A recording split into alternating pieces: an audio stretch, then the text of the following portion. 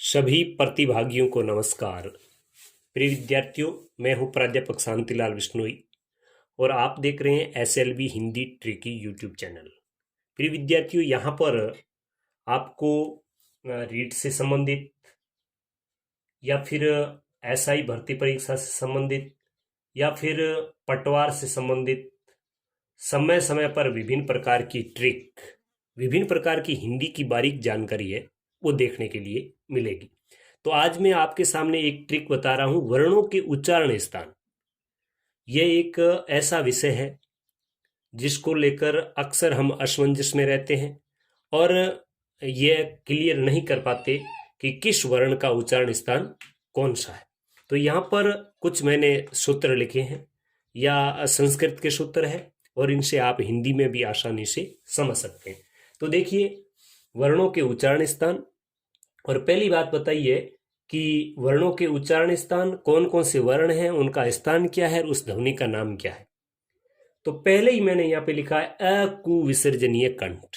आप देख रहे हैं स्पष्ट, अकुविसर्जनीय कंठ। इसका मतलब है कि इसके अंदर वर्ण कौन कौन से आएंगे। इसमें आ का मतलब अ और आ दोनों आएंगे। इसके बाद कु, और कु का मतलब है इसमें क वर्ग पूरा आएगा। क, ख, ग, घ और हड़, ये आएंगे। इसके बाद इसमें है कि विसर्ग। देखिए, आप देख रहे हैं कि इसमें विसर्ग भी आएगा। क के बाद जैसे है तो इसमें है भी आएगा और विसर्ग भी आएगा। इसका मतलब यह है कि आ और क वर्ग पूरा और विसर्ग और ह, इनका उच्चारण स्थान है वो है आपके कंठ। इनका उच्चारण क्या हो गया? कंठ। और इस ध्वनि को अपन कहेंगे कंठीय ध्वनि। क्या कहेंगे? कंठीय ध्वनि।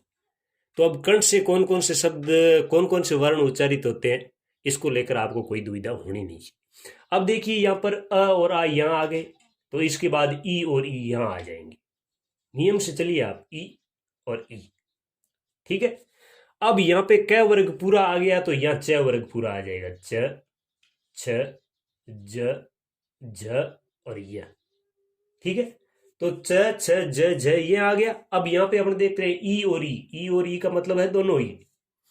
यहाँ पे चू, चू का मतलब है यहाँ पर च वर्ग पूरा, और उसके बाद है ये।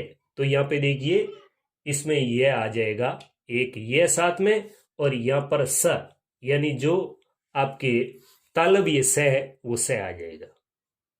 तो ये इतने वर्ण इसमें आ गए और इसका उच्चारण स्थान है वो हो गया तालु, और इस ध्वनि को अपन कहेंगे तालव्य ध्वनि। ठीक है। तो ये दो क्लियर हो गए। इसके बाद में बात करते हैं अपन ऋटुर साणाम मूर्धा। तो अ, आ, ई, और उसके बाद अब अपन बात करते हैं री की। तो यहाँ पे इसमें आ जाएगा मूर्धा में उच्चारण स्थान में री आ जाएगा। एक क वर्ग आ गया यहाँ पे, च वर्ग आ गया यहाँ पे, तो यहाँ पे पूरा ट वर्ग आ जाएगा। ट, ठ, ड, ढ और यानी अणे भी इसमें साथ में आता है, लेकिन अणे अपने उच्चारण स्थान के साथ में आएगा। यानी इनका अणे है, ये है, अड़े है, इनका उच्चारण स्थान, इनका वर्ग भी होता है और नासिका भी होता है। अब यहाँ पे अपन देख रहे हैं कि यहाँ पे क्या आ गया? य, तो यहाँ पे आ जाएगा र। ये यहाँ पे आया तो रे इसके अंदर आ गया। यहाँ पर स, यहाँ पर तालव्य आया तो यहाँ पर स आ जाएगा। वो कैसा आ जाएगा? मूर्धन्य से आ जाएगा। तो री ट वर्ग पूरा और रे और जो मूर्धन्य स है, इनका उच्चारण स्थान होगा वो होगा आपके मूर्धा। क्या होगा? मूर्धा। और इन ध्वनि होगी इनकी वो होगी मूर्धन्य। क्या होगी? मूर्धन्य। ठीक है। तीन क्लियर हो गए। अब है लिरी तुलसा नाम दंता। तो री के बाद संस्कृत में आता है लिरी। वैसे हिंदी में इसका ज्यादा काम नहीं है, लेकिन ट वर्ग के बाद क्या आता है? यहाँ पे देखिए, क वर्ग, उसके बाद च वर्ग और उसके बाद ट वर्ग, तो उसके बाद त वर्ग। त वर्ग पूरा यहाँ पे आ जाएगा। त, थ, द, ध और न। यानी इनको न को आप हटा भी सकते हो क्योंकि यह दंत इसमें नासिका में आता है। अब यहाँ पे यहाँ पे र, अब वह है वो यहाँ पे नहीं आएगा क्योंकि वह है वो दंतोष्ट वर्ण है। लेकिन ये जो स और स आए है तो यहाँ पर स दंती है वो यहाँ पे आ जाएगा। यहाँ पे स, फिर स और फिर स, तो ये इनका उच्चारण स्थान होता है दंत। क्या होता है? दंत, दांत कह सकते हो। और इस ध्वनि को अपन क्या कहेंगे? दंतीय ध्वनि। ठीक है। इसके बाद जैसे लिरी के बाद ऊ आता है तो ऊ और ऊ। अब देखिए ये कर्म से चल रहे, अ, आ, ई, री, लिरी और ऊ। अब ऊ का उच्चारण स्थान क्या है? ऊ, और उसके बाद तय वर्ग के बाद में क्या आता है? पै वर्ग। तो ये पै वर्ग प, फ, ब, भ और मैं भी आप साथ में ले सकते हो। तो ये इसका उच्चारण स्थान क्या हो गया? होठ हो गया। तो यानी उपपद्य माने ओष्टो, मतलब ऊ दोनों और पै वर्ग पूरा, इनका उच्चारण स्थान है वो है आपके ओष्ठ। क्या है? ओष्ठ। और इस ध्वनि को क्या कहा जाता है? ओष्ठ्य। क्या कहा जाता है? ओष्ठ्य। ठीक है। अब है एतो दो कंठ तालु। इसका मतलब यह है कि ए और ऐ, ए और ऐ है, इनका उच्चारण स्थान है कंठ और तालु। कंठ और तालु यानी ये दोनों से बोले जाते हैं और इन्हें अपन कहेंगे कंठ तालव्य। कंठ तालव्य। इसके बाद बात करते हैं ओतोदो कंठोष्टम। तो इसका मतलब यह है कि ओ और औ, ओ और औ, इनका उच्चारण स्थान है वो है कंठ और होठ। कंठ और ओष्ठ। और इन ध्वनियों को अपन क्या कहेंगे? कंठोष्ठ्य। क्या कहेंगे? कंठोष्ठ्य। ठीक है। अब देखिए आप, यह है जो नासिकीय वर्ण। इन नासिकीय वर्ण में क्या आ जाएंगे?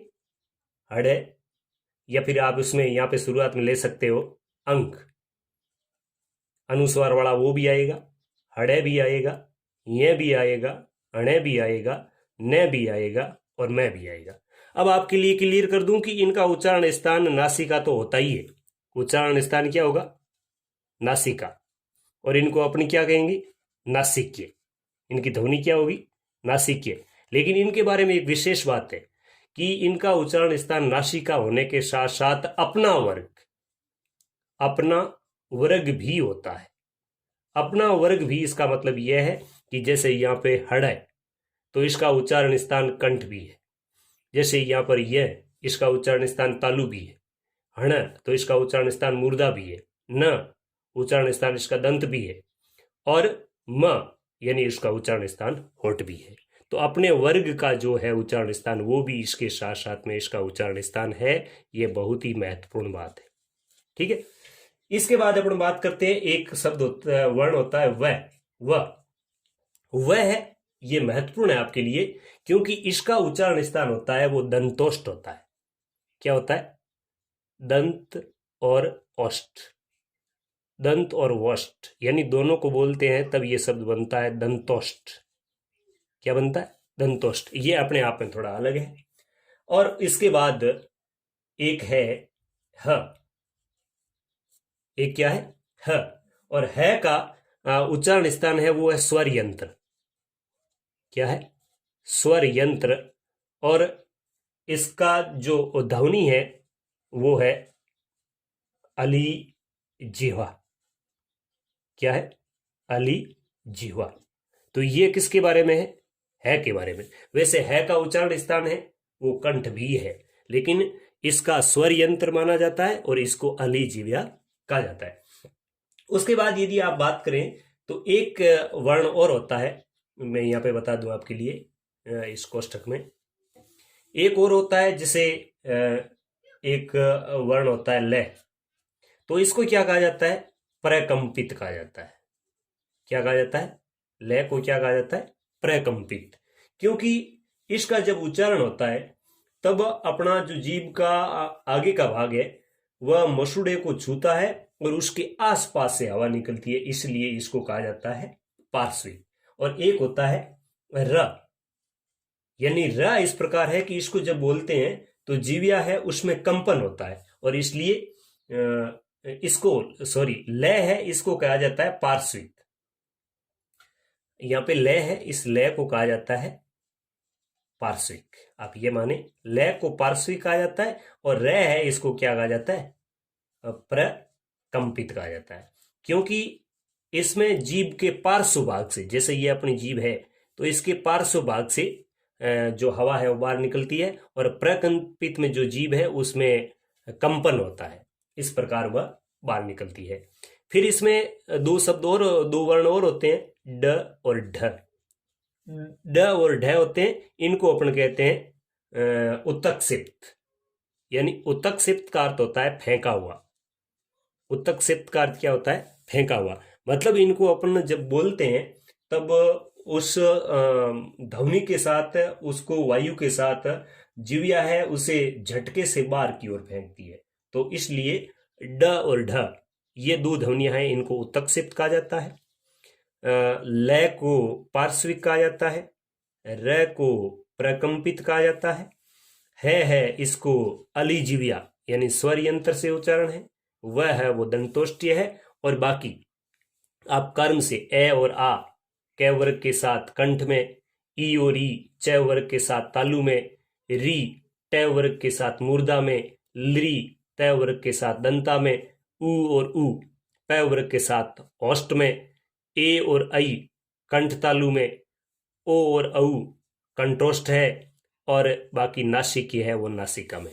तो इस प्रकार इस बात को लेकर, यानी किन वर्णों का उच्चारण स्थान कौन सा है, इसको लेकर आपको कोई दुविधा होनी नहीं चाहिए। और यदि वीडियो देखने के बाद आपको पसंद आए तो आप इसमें अपना विचार जरूर दें कि आपका कितना डाउट क्लियर हुआ है, और कौन सी आपकी समस्या है, कौन सा आप आसान तरीके से समझना चाह रहे हैं वो भी आप बताएं। अब यथासंभव मैं आपका प्रयास करने की कोशिश करूंगा। वीडियो को अधिक से अधिक लाइक करें और शेयर करें। धन्यवाद।